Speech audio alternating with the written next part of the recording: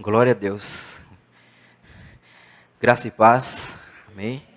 Quero ler com a igreja o livro de Ageu, capítulo 2. Ageu, é só ir até o livro de Mateus e voltar 3 livros, que os irmãos vão encontrar facilmente.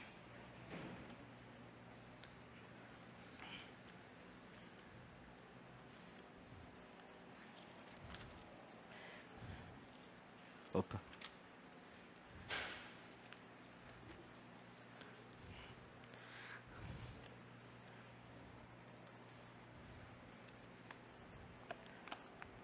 A minha versão é a Corrigida e Fiel. A Almeida Corrigida e Fiel. Amém.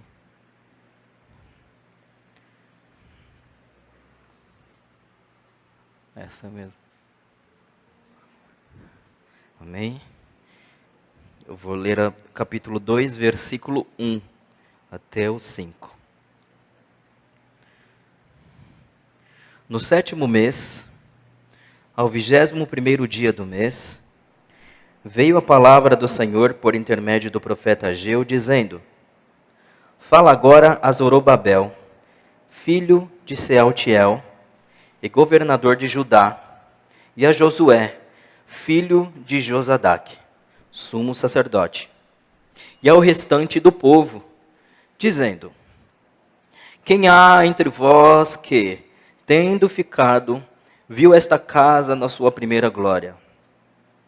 E como a vedes agora? Não é esta como nada diante dos vossos olhos, comparada com aquela? Ora, pois, esforça-te, Zorobabel, diz o Senhor. Esforça-te, Josué, filho de Josadaque, sumo sacerdote, e esforça-te, todo o povo da terra, diz o Senhor, e trabalhai, porque eu sou convosco, diz o Senhor dos exércitos, segundo a palavra da aliança que fiz convosco, quando saístes do Egito. O meu espírito permanece no meio de vós, não temais. Amém? Vamos orar mais uma vez. Senhor, no nome de Jesus, obrigado por este momento de adoração, este momento de oração, e agora por este momento em que ouviremos a Tua palavra. Por favor, fala aos nossos corações, enche o nosso coração da Tua palavra, e nos ajuda e encoraja-nos a andarmos segundo a Tua vontade, aquilo que aprendermos, que possamos colocar em prática, e assim te louvar com a nossa vida. No nome de Jesus, amém. Amém. Amém. Livro de Ageu. Eu adoro o livro de Ageu, porque são só 2 capítulos, dá para ler umas 300 vezes, né? Bom, o Ageu é o primeiro profeta dos menores. São 12 profetas menores. Ele é o primeiro dos profetas menores a falar após o exílio da Babilônia. Depois dele vem Zacarias. Eles estão no mesmo período. Então o Ageu, junto com Zacarias, junto também com o livro de Esdras, e uma parte um pouco ali, pelo menos de um pouco da história, no livro de Neemias, estão todos conectados. Se você ler Esdras, se você ler Neemias, se você ler Ageu, se você ler Zacarias, você vai perceber o que estava acontecendo quando o povo voltou da Babilônia. Deus havia profetizado por intermédio do profeta Jeremias que eles ficariam em cativeiro por 70 anos. Porém, eles não ficaram 70 anos literalmente. Eles ficaram 50 anos. Eles foram levados para a Babilônia em 586 a.C. e em 536 a.C. acontece uma transformação política em que Ciro toma o poder E Ciro, o rei persa, ele tinha uma espécie de estratégia. Contrário aos impérios babilônicos, a outros impérios que escravizavam os povos, Ciro libertava os povos, para que essas pessoas fossem para suas casas, para suas terras, e cultuassem os seus deuses. Obviamente que Ciro não era alguém bonzinho, isso tudo era uma questão de estratégia política. Assim o povo, na sua própria terra, com a sua própria cultura, com o seu próprio culto, com o seu próprio Deus, serviria o império, e o império assim evitaria problemas. Pois bem, então aqui Ageu começa a profetizar no ano 536 antes de Cristo, 50 anos depois que eles estavam na Babilônia. E por que Jeremias disse que eles ficariam 70 anos na Babilônia? Bom, vamos tentar entender. O capítulo 1 de Ageu vem dizendo o que estava acontecendo ali. Ageu ele tem pelo menos 4 mensagens muito importantes. A primeira mensagem é que o povo chegou da Babilônia e construíram as suas casas. Eles até iniciaram a construção do templo. Aqui é o segundo templo. O templo de Salomão tinha sido destruído por Nabucodonosor. Estava tudo em ruínas. Estava tudo pelo chão. Havia pobreza, havia violência, havia injustiça social. Então, não havia mais segurança, porque os muros de Jerusalém e das cidades ao redor estavam destruídas. O povo estava aflito, o povo estava angustiado, o povo estava inseguro. O povo estava com medo, o povo não sabia mais, o povo não podia mais viver em paz, tendo em vista que haviam muitos grupos que se rebelavam ali e não queria que Israel retomasse o culto ao Senhor. Então, por que Jeremias começou a profetizar? Por que Jeremias começou a profetizar? Como eu disse, o povo chegou da Babilônia, eles tentaram edificar o templo, porém, os sírios e outros povos que estavam ao redor não permitiram. Então eles pararam. Simplesmente pararam de reconstruir o templo. Simplesmente pararam de finalizar a reconstrução do templo que estava em ruínas. E eles seguiram com a vida deles. Olha o que diz aí. Então Jeremias tem 4 temas. Olha o primeiro tema que está aí no versículo 2 do capítulo 1. Assim fala o Senhor dos Exércitos, dizendo: este povo diz, não veio ainda o tempo em que a casa do Senhor deve ser edificada. O que eles estão dizendo aqui? Bom, já que nós não conseguimos construir o templo, significa, portanto, que não é o tempo de construir o templo. Não é o tempo de recomeçar. E qual é o problema do templo estar em ruínas? O templo na antiga aliança, no Antigo Testamento, era a representação da presença de Deus. Nos tempos antigos, principalmente aqui no Antigo Testamento, os povos que perdiam guerras, eles eram tidos como mais fracos, obviamente, mas também os seus deuses eram tidos como mais fracos, inferiores àqueles pelos quais foram derrotados. Então o povo decidiu construir as suas casas, constituíram famílias, edificaram as suas vidas socialmente falando e financeiramente falando, porém o templo continuou em ruínas. Demorou 16 anos para que esse templo fosse, para o templo ser reconstruído. E 16 anos, portanto, soma-se 70 anos. O templo em ruínas é sinal de juízo de Deus. O templo em ruínas é sinal de que Deus manifestou o seu juízo e não perdoou o seu povo. É como se fosse assim, bom, já que Deus não me perdoa, já que está ruim, eu vou deixar pior. Tem uma cena do filme, esse filme eu amo, de 1994, do Forrest Gump. Ele está sentado no banco de praça, contando uma história. E ele diz, já está quase no final do filme, ele diz que um belo dia ele simplesmente decidiu correr. Ele angustiado, cheio de angústias, cheio de questões na sua vida. Sua mãe havia morrido, seu pai havia morrido, seu melhor amigo havia morrido, a sua amada havia partido e deixado ele sozinho. Então ele está cheio de angústia e ele decide correr. Então ele corre. E ele está ali no estado do Alabama, ele corre pelo estado do Alabama. Aí ele diz no filme que quando chegava numa cidade costeira, ele olhava para o mar, para o vasto mar, e falava assim: bom, já que eu cheguei até aqui, eu vou continuar correndo. E assim ele fez. Ele correu por 3 anos, 14 dias e mais algumas horas. É como se ele estivesse dizendo assim, bom, é como se o homem em pecado estivesse dizendo assim, bom, já que eu cheguei até aqui, não tem problema. Já que a minha vida está assim, eu vou continuar assim. E eu vou agravar ainda mais esse estado, porque não me interessa a reconstrução desse templo, logo não me interessa o restabelecimento do culto a Deus, logo também não me interessa a vida com Deus restaurada. Era isso que o povo estava dizendo com essa atitude.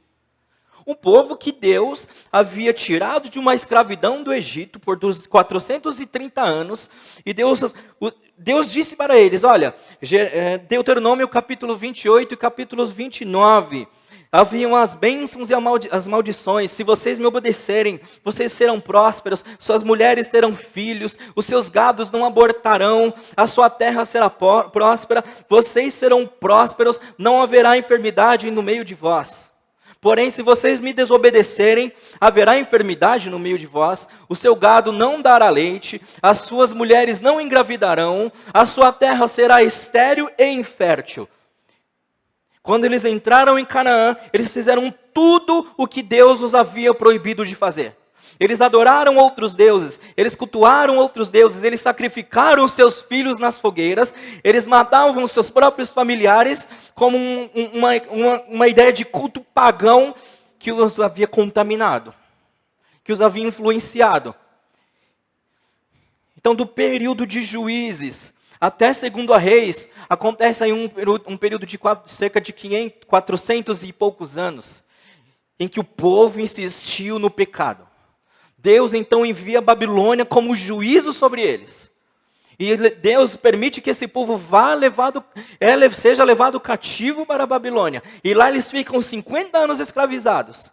Porém Deus se lembra desse povo, traz esse povo de volta para a sua terra. E esse povo diz, eu não quero uma restauração da minha vida com Deus, eu não quero um culto ao Senhor, porque não me interessa. O que me interessa é a vida aqui, é o agora, é o já.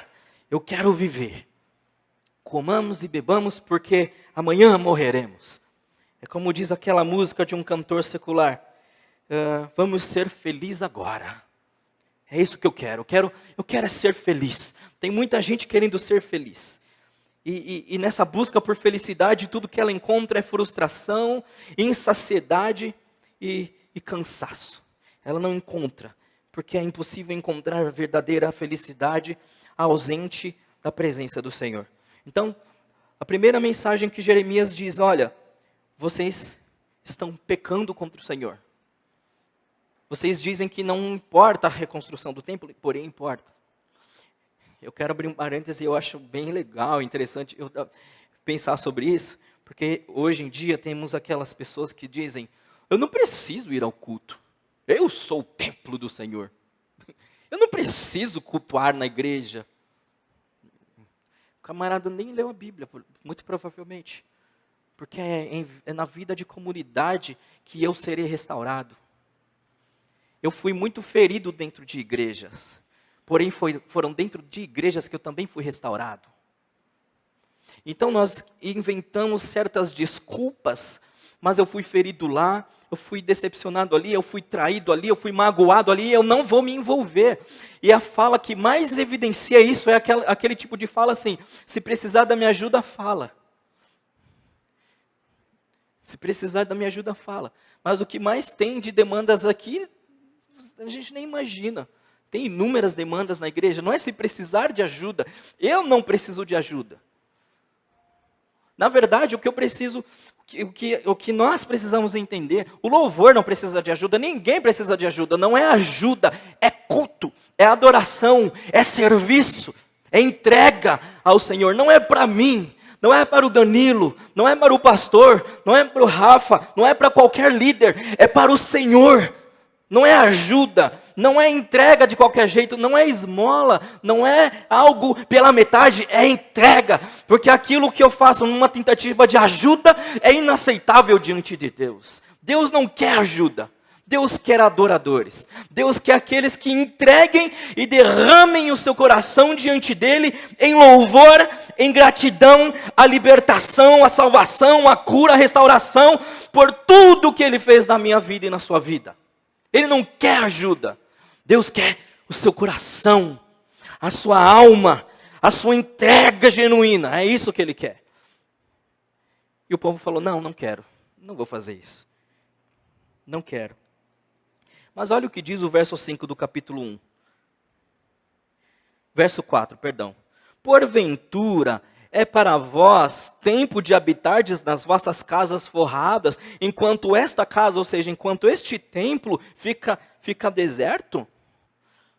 Por acaso é mais importante para vocês a construção da vida social de vocês, da vida financeira de vocês, do que a vida espiritual de vocês?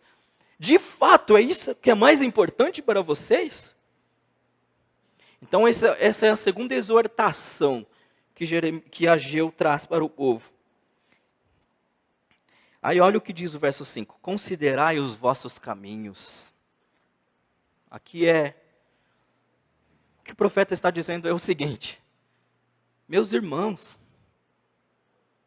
vocês não aprenderam nada. Não aprenderam nada. A frase que mais aparece no livro de Ageu é essa. Considerem os vossos caminhos. Parafraseando, ele está dizendo assim: olha, por tudo que vocês passaram, Deus os perdoou, vocês passaram porque vocês pecaram. Deus os resgatou, os perdoou, e vocês não estão nem aí, é isso? Aí o profeta diz, presta atenção nessa atitude. Considerem os vossos caminhos. É isso que ele está dizendo. Considerem os vossos caminhos. Eu acredito que existem dois tipos de sofrimento. É óbvio que Deus está no controle dos dois, mas... E os dois trazem sofrimentos assim terríveis. Existe aquele sofrimento que eu enfrento por obedecer. Bem-aventurados são vocês que forem perseguidos por causa do meu nome, porque de vós é o reino dos céus. Bem-aventurados quando vocês forem caluniados, enganados, porque assim foram perseguidos os profetas antes de vocês. Olha, no mundo vocês terão aflições, mas tenham bom ânimo, eu venci o mundo por vocês. Então, existe esse tipo de sofrimento. O primeiro sofrimento é aquele sofrimento que é ocasionado pela obediência ao Senhor. Engana-se que caminhar em obediência ao Senhor, a pessoa que caminha em obediência ao Senhor, ela se engana, ou ela pelo menos é ingênua a acreditar que não vai passar por sofrimento. Davi, ele estava fugindo, já quase 13 anos do rei Saul. Aí Davi teve recebeu uma notícia de que uma cidade lá perto de Judá estava sendo atacada. Aí Davi consulta o Senhor. E Davi fala assim, Senhor, devo ir lá, cidade de Keila, era uma cidade fechada. Senhor, devo ir lá ajudar esse povo? O próprio Senhor diz assim, vai, porque eu sou com você. E Davi vai. Chega lá, ele salva o povo das mãos dos filisteus. Porém, Saul soube que Davi estava lá. E aí Davi fica desesperado.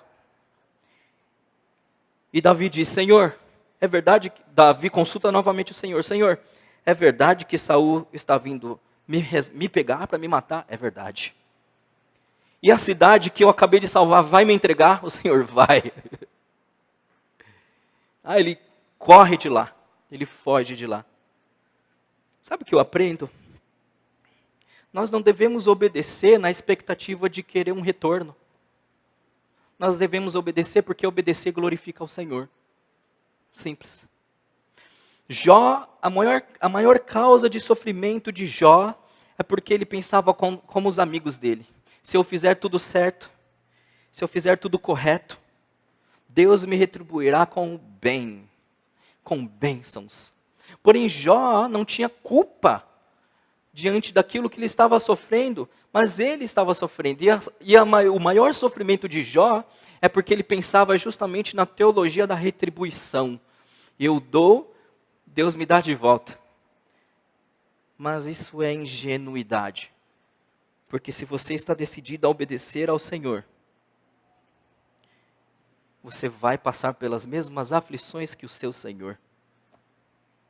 E o que me alegra é saber que Jesus não me engana. Jesus não falou assim, olha, vocês não vão passar por aflições. Vocês não sofrerão. Eu já venci o mundo, pode viver tranquilo e em paz, porque tudo te irá bem. Não. No mundo vocês terão aflições. Mas tenham um bom ânimo, porque eu já venci este mundo. Aí olha o que diz o verso 7, do capítulo 1. Assim diz o Senhor dos Exércitos, considerai os vossos caminhos. Subi ao monte e trazei madeira, edificai a casa, e dela me agradarei, e serei glorificado, diz o Senhor. Aquilo que você faz para louvar ao Senhor, glorifica ao Senhor. Portanto, tome cuidado como você serve.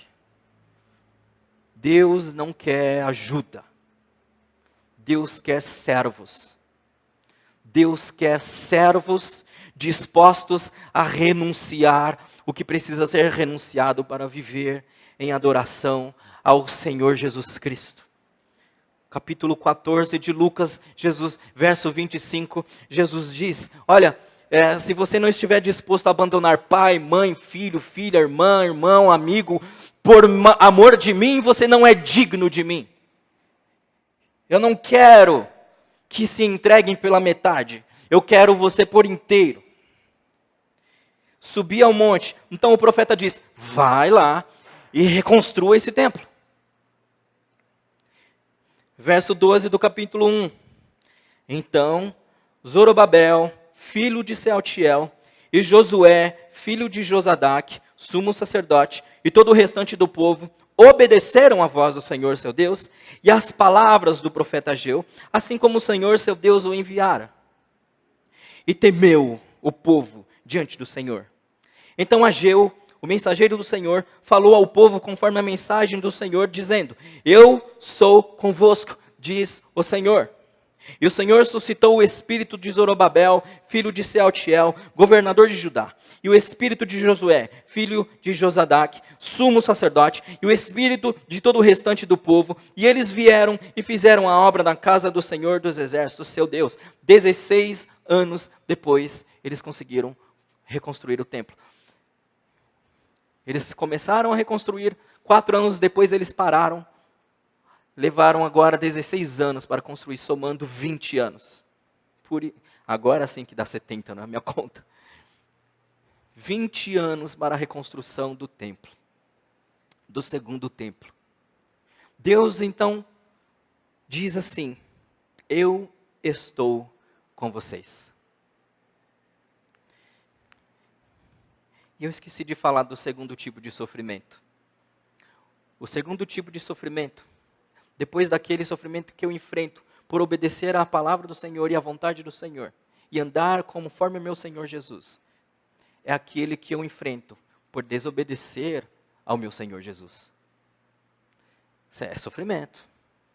O povo estava diante das ruínas, e as ruínas da cidade de Deus, da cidade de Jerusalém, nada mais era que o reflexo da vida deles com Deus. A cidade estava em ruínas. O culto a Deus estava em ruínas. Então Deus, agora eu vou chegar no capítulo 2. Por que eu falei tudo isso? Para fazer uma introdução desse livro. eu quero falar um pouco desse recomeçar. Recomeçar depois do sofrimento. Recomeçar depois da frustração. Recomeçar depois do fracasso. Principalmente, recomeçar após estar sofrendo o peso e as consequências de uma vida em pecado. O capítulo 2 diz no verso 2: Fala agora a Zorobabel, filho de Sealtiel, governador de Judá. Zorobabel, quem é Zorobabel? Zorobabel é um descendente direto do rei Davi. Logo, ele é descendente direto, Jesus é descendente direto de Zorobabel. Zorobabel, portanto, representa a monarquia. Zorobabel, portanto, representa o governo. Deus está falando, fala agora para esse governante. Zorobabel, filho de Sealtiel. E também ao governador de Judá. E também a Josué, filho de Josadaque, sumo sacerdote. Agora, Deus está saindo do meio político e está indo para o meio religioso. E falando, olha, fala agora ao sumo sacerdote Josué, filho de Josadaque. E agora, olha o que ele diz ainda no verso 2, sumo sacerdote. E ao restante do povo. Deus então parte do meio político, vai agora para o tempo, para a questão religiosa e fala para o povo. Deus fala para 3 grupos, para o representante político, para o representante espiritual e para o povo. O que ele fala? Quem há entre vós, verso 3, quem há entre vós que, tendo ficado, viu esta casa na sua primeira glória? O que ele está querendo dizer aqui? Quem dentre vocês que está vivo aqui, que é um ancião, lembra do primeiro templo? O primeiro templo demorou 7 anos para ser construído pelo rei Salomão. Precisou de 30.000 pessoas para construir o primeiro templo. 30.000 pessoas na construção do primeiro templo. O rei Salomão foi o rei mais sábio, que a Bíblia diz, foi o homem mais sábio da sua época, foi o homem mais poderoso, mais rico de sua época. As pessoas iam até lá para consultar a sabedoria de Salomão. Demorou 7 anos, a nação vivia um momento de prosperidade. Por 40 anos, Israel experimentava então, por intermédio do rei Salomão, a prosperidade, a riqueza. Salomão era tão rico, tão poderoso, que a prata não valia nada na época do rei Salomão. A prata era moeda de troca, não valia nada. Aí o profeta está dizendo, vocês lembram daquele templo? Aí olha o que ele diz. Quem há entre vós que tendo ficado viu esta casa na sua primeira glória? E como a vedes agora? Não é esta como nada diante dos vossos olhos, comparada com aquela? Ele está dizendo, eu sei que vocês reconstruíram o templo, e esta casa que vocês reconstruíram, nada se compara com aquela primeira casa do rei Salomão, o templo do rei Salomão. Vocês estão tristes e abatidos, porque esta não reflete a glória do primeiro templo. Verso 4. Ora, pois, esforça-te, Zorobabel, diz o Senhor. Como então eu posso ter a minha vida restaurada com Deus? Eu gostaria que você fizesse um exercício e se lembrasse do momento em que você se converteu ao Senhor e como foi a sua caminhada com o Senhor quando tudo começou. Eu gostaria de perguntar para você e que você refletisse o que se perdeu no meio do caminho. Por que você se perdeu no meio do caminho? O que ficou para trás? Tem um louvor muito antigo, esse é antigo, 86, eu acho. Rebanhão. Quem lembra do grupo Rebanhão? Eu quero voltar ao início de tudo.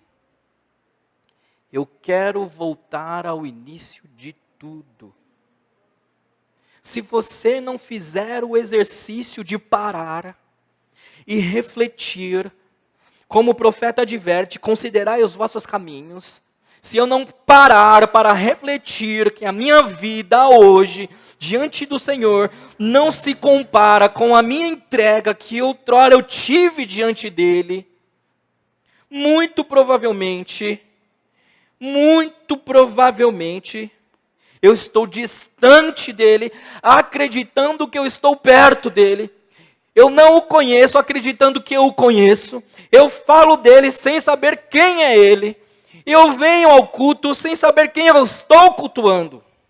Isso é muito sério. Por isso que o profeta sempre adverte no livro de Ageu: considerem os vossos caminhos. Reflitam sobre como vocês têm decidido viver diante do Senhor. Novamente, Deus não espera que você sirva numa atitude de ajuda diante daqueles que estão aqui, de fato, precisando de ajuda. Deus quer culto expresso e revelado em serviço a Ele. Reflitamos a respeito dos nossos caminhos. Como era a minha vida quando tudo começou? Você leu a Bíblia hoje? Não responde, é uma pergunta, esqueci até o nome, retórica. Você leu a Bíblia hoje? Você orou hoje? Você parou pelo menos para ouvir uma pregação, 20, 30 minutos, que seja? Você parou para refletir um pouco sobre a graça do Senhor Jesus, a bondade do Senhor Jesus, por tudo que você tem graciosamente diante dele? Você parou para refletir sobre isso? Você pensou no Senhor hoje? Pensar no Senhor. Ou tudo que nós fazemos, será que tudo que nós fazemos é levantar da cama no botão automático e fazer tudo o que tem que ser feito automaticamente, nem refletindo mais o que está sendo feito, por que está sendo feito, para que está sendo feito, para quem está sendo feito, por quem está sendo feito, por qual razão, motivo, causa, circunstância que está sendo feito, e está tudo no automático. Às vezes eu brinco com os alunos na escola que eu trabalho, e lá o método de aprendizado é memorização. Então, para a memorização tem que ter muita repetição. E a repetição chega até a ser chato. Desculpa aí quem estiver assistindo, porque é chato. É chato ficar repetindo a mesma coisa, mas de fato funciona. Repetição daquela matéria, do conteúdo, e revisa, enfim, muito interessante, mas é cansativo. E eu percebo o seguinte, que eu estou aqui falando com eles, e eles falando o que eu estou falando. Então eu falo uma palavra, eles falam depois de mim. Então eu vou construindo com eles ideias, frases, pensamentos, tudo em inglês, para que eles entendam como construir uma frase, uma estrutura e tudo mais. E eu percebo que eles vão falando, olhando para o nada, assim, olha. Aí eu falo uma palavra que não tem nada a ver, assim, ó. Do nada eu falo assim, ó, abacaxi. Daqui a pouco todo mundo fala abacaxi. Todo mundo junto. Eu falo, mas não tem abacaxi aqui. Ou seja, vocês não estão aqui. Vocês não estão refletindo. Por isso que vocês não aprendem. Isso eu falando para eles. Vocês não aprendem, não é porque vocês não são capazes. É porque vocês ligaram o botão automático e estão levando a vida. As aulas, do jeito que está. E vai passar 5, 6 anos aqui estudando inglês e não vai aprender. Porque se você não se envolve, se você não se entrega, se você não reflete, se você não pensa, se você não calcula, você não aprende. Ora, pois, esforça-te. Portanto, como eu posso recomeçar a minha vida depois de uma tragédia, depois de uma fatalidade, depois de uma perda, depois de uma vida prisioneiro do pecado? Primeira atitude que eu devo ter é em obedecer a palavra do Senhor. Olha o que diz o verso 4. Esforça-te. Esforça-te. Porque o Senhor está comigo. O Senhor está conosco. O Senhor está com vocês. Nada é impossível para o Senhor. Portanto, esforça-te, ora, pois, esforça-te, Zorobabel. Ele está falando, olha, vamos restaurar, meu Deus, o que essa nação mais precisa. Não sei se vocês acompanham política, eu acompanho até demais. O país, se vocês pararem 1 hora para ver o que está acontecendo, vocês nem imaginam o que está acontecendo. Está de ponta cabeça, está um caos. Está um caos. Foi instalado o caos no nosso Brasil. Se vocês pararem meia hora para assistir a respeito de política, vocês vão ver o que está acontecendo com o nosso país. Trazendo essa mensagem de Ageu para nós. Assim como Deus disse para Zorobabel, o representante político da época. Deus é poderoso o suficiente e capaz o suficiente para restaurar a nossa nação. Tinha aquele louvor, Deus sara a nossa nação. Sara a nossa nação. Portanto, como tudo poderá ser restaurado novamente? O culto ao Senhor, aquele culto voluntário, espontâneo, que salta do coração, que ferve dentro de mim e se revela em alegria, em gestos de gratidão, compreendendo que o Senhor está comigo, e que é Ele que me fortalece, e que é a palavra dEle que tudo restaura. Ora, esforça-te, Josué, filho de Josadaque, sumo sacerdote, e esforça-te todo o povo da terra, diz o Senhor, e trabalhai, porque eu sou convosco, diz o Senhor dos exércitos. O Senhor não abandona ninguém. Ele não abre mão de ninguém. Deus está dizendo assim, olha, eu não me esqueci de vocês. Por mais que a destruição do templo representasse a minha ausência, eu não me esqueci de vocês. Eu estou no meio de vocês para os restaurar, para os salvar, para os ajudar. Não tema o que está acontecendo ao redor. Os povos que se levantam contra vocês não poderão contra vocês, porque eu estou no meio de vocês. E o que garante isso? O verso 5 nos garante. Segundo a palavra da aliança que fiz convosco. Deus é um Deus de aliança. Quando saísses de onde? De onde? Do Egito. Que fiz convosco quando saísseis do Egito. O meu espírito permanece no meio de vós. Não temam. Eu vim do meio pentecostal. Amo os meus irmãos. Mas uma das falhas, um dos equívocos teológicos da igreja, do movimento pentecostal, é acreditar que o Espírito Santo se retira do homem. O Espírito Santo não abandona ninguém, porque Efésios capítulo 1, versículo 14 diz que nós fomos selados pelo Espírito Santo da promessa. Se o Espírito Santo te abandonasse, me abandonasse, por conta do pecado, por conta de qualquer coisa que seja, a obra de Cristo não seria completa. Deus está dizendo a este povo, eu não abandonei vocês. Por isso vocês podem se levantar, porque vocês não estão sozinhos para recomeçar. Vocês podem se levantar e recomeçar, porque eu os fortaleço, eu os ajudo, e o meu Espírito os capacitará. Eu estou com vocês.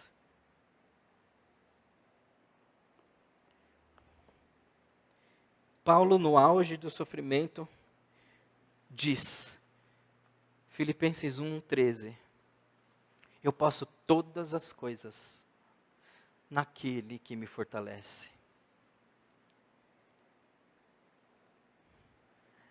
Eu gostaria de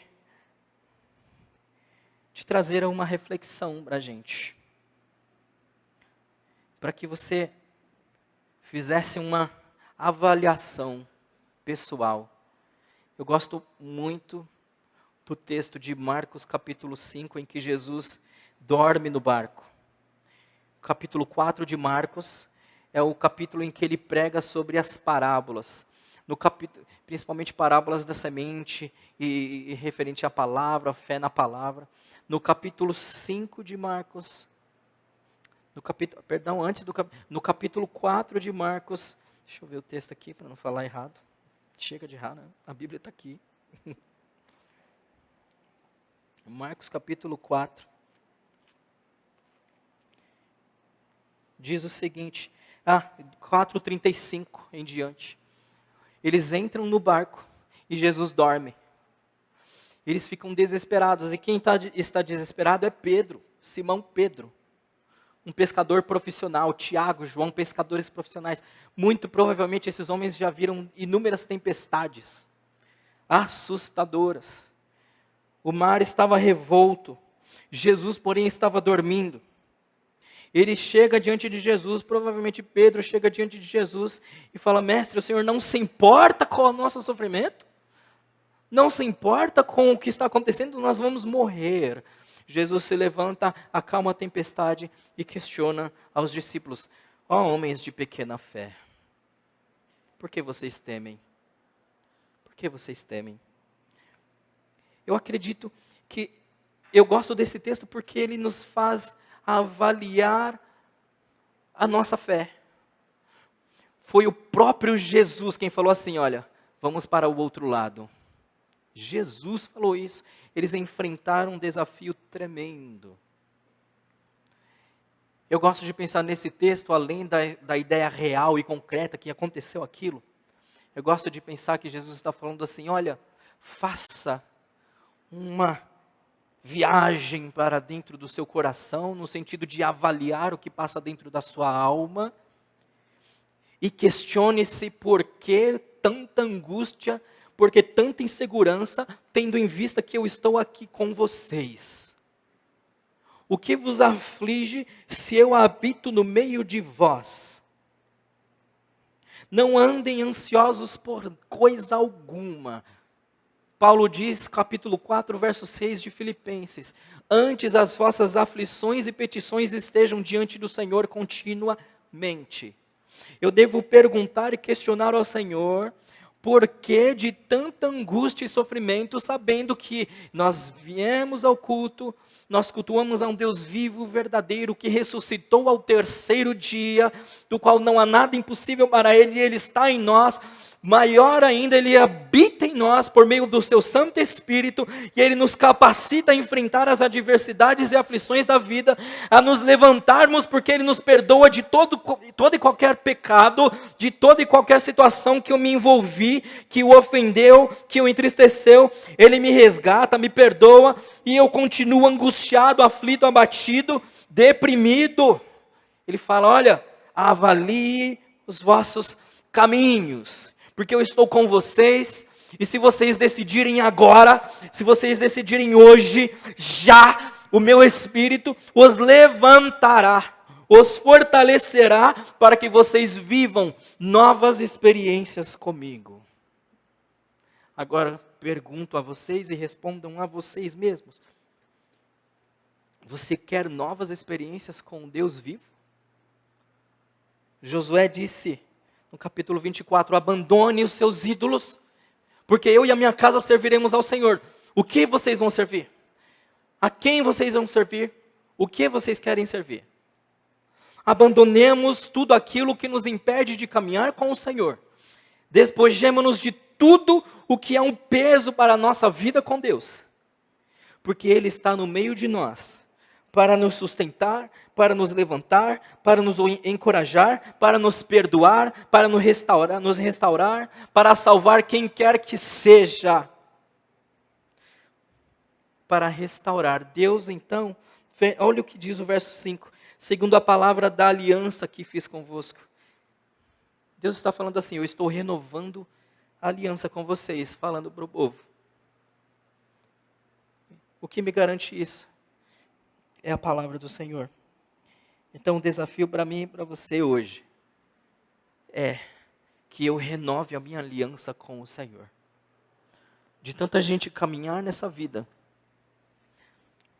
Eu já tive experiências, eu fiz muito, ainda não tanto quanto antes, mas eu fazia muitas visitas. Uma vez eu fui numa casa, ali em Franco da Rocha, em que um pastor, ele estava passando por um momento de muita dificuldade, tinha se afastado, estava frustrado com muitas coisas, chateado. Eu lembro que eu fui com alguns irmãos, e aí eu fui entregar, os irmãos levaram uns inários, fui entregar o inário para o irmão, ele falou, não preciso, eu sei de todos. Irmão, essa não é a atitude de alguém que quer ser levantado pelo Senhor. Hoje o Senhor nos confronta dizendo, olha, recomece agora. Esqueça o que se passou, porque eu já esqueci. E agora recomecemos tudo novamente, porque eu sou capaz de restaurar a sua aliança. Como Ele restaurou? Em Jesus Cristo. O que me garante é que Jesus Cristo morreu, sofreu e enfrentou a pior dor que qualquer ser humano seria capaz de enfrentar, para que hoje eu estivesse na presença do Senhor com um coração grato, com um coração cheio de culto, coração que levanta altares ao Senhor. Obviamente que nós não levantamos altares por aí, não temos ídolos como na antiga aliança, mas há sim atitudes que nos impedem de nos aproximarmos do Senhor com uma vida de adoração, com uma vida de total entrega a Ele. Quais são os altares que eu preciso derrubar para recomeçar? Porque esse é o Senhor da aliança. Assim como portanto, Ele trouxe este povo da Babilônia. O povo conseguiu reconstruir o templo. Primeiro, por quê? Porque eles ouviram a palavra do Senhor. Eles deram ouvidos à palavra do Senhor e foram capazes de reconstruir o templo. O que significa isso? A minha vida só recomeça a partir da palavra do Senhor. Não existe nada mais, nada menos, não existe nada capaz de restaurar a minha vida senão a palavra do Senhor. É a palavra do Senhor que vai te restaurar. E não somente você ouvir a palavra, mas o texto diz que eu devo me esforçar, que eu devo me levantar e que eu devo agir, sabendo que o Senhor é comigo, sabendo que Ele está comigo, sabendo que Ele está em mim. Portanto, despojemo-nos de toda culpa e peso, porque Ele já nos perdoou em Jesus Cristo. E vivamos para a glória dEle, em adoração e serviço a Ele. Amém? Vamos orar. Pedir para orar. Senhor, nós te louvamos, porque o Senhor é um Deus de aliança. E como é bom te servir. Como é bom porque eu sei e nós sabemos que o Senhor não nos abandona. Obrigado. E também queremos te pedir perdão, porque muitas vezes, diariamente, nós deixamos de meditar na Tua palavra, nós deixamos de refletir na Tua graça, nós deixamos de ter um coração agradecido diante do Senhor, e nós construímos as nossas vidas distante daquilo que o Senhor tem para nós e quer para nós. Ó Senhor, nos perdoe, mas Senhor, nos ajude ao mesmo tempo. Senhor, restaura a nossa vida, restaura a comunhão conosco, restaura a sua aliança em Jesus Cristo. Se há alguém aqui ferido, decepcionado, frustrado, magoado, assim como o Senhor fez com o teu povo, ao chegar em Jerusalém, após 50 anos de escravidão, restaura, Senhor, este coração que está decepcionado, que está chateado, que está abatido, e desperta a nossa consciência para um serviço verdadeiro ao Senhor. Perdoe-nos porque nós fugimos das nossas responsabilidades diante de Ti. Perdoe-nos porque nós temos demandas tamanhas aqui e dizemos, se precisar de ajuda, se precisar de mim, é só me chamar. E nós precisamos Mas o que falta, na verdade, no nosso coração é verdadeira devoção, é verdadeira entrega, é verdadeira comunhão, é verdadeiro prazer e deleite e gozo na tua santa presença.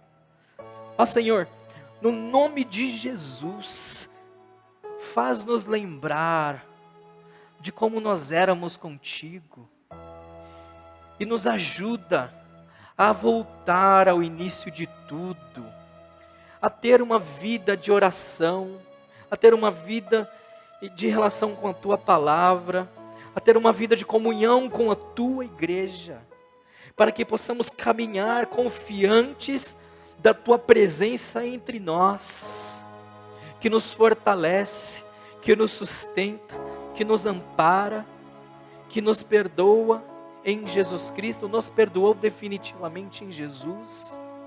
Então toda a culpa, toda a opressão, que o Senhor tire do nosso meio, toda divisão, toda contenda, todo atrito, toda falta de entendimento, Senhor, faz cessar hoje, que o teu Espírito avive em nós a tua obra, aviva, Senhor, a tua obra, em nossos corações primeiramente, para que aquilo que estiver em nosso coração, seja anunciado em obras ao Senhor. No nome de Jesus, nos ajuda. É para o louvor do teu nome que nós pedimos, porque queremos te servir assim. No nome de Jesus, amém. Obrigado. Deus abençoe.